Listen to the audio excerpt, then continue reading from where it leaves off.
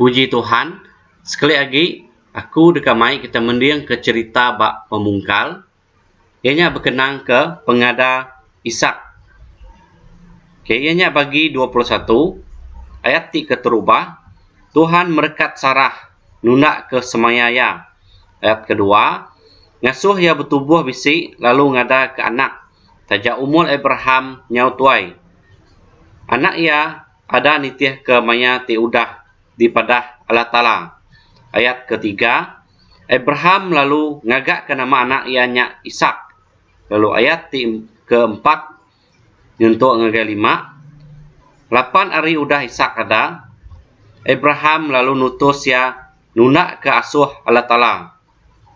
Lebuh maya Ishak ti adanya, umur Abraham udah manggai 100 tahun. Ayat ke-6, udah ia beranak, Sarah lalu berjaku. Allah Ta'ala udah meri aku pengaga ti tahu ngasuh ketawa.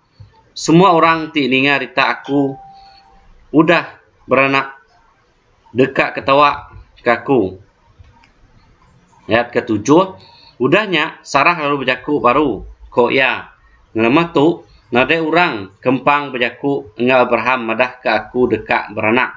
Tang tajap ya, aku udah ngada ke anak lelaki lebo umur Abraham nyau tuai.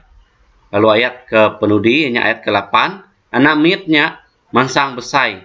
Lalu lebuh ya nyau padu ngusu ba indaya, dia Abraham lalu berselamat ke ya. Oke, lalu tu aja ke cerita mbak pemungkal, ini berkenang ke pengada Ishak. Harap ke Tuhan berkat kita semua.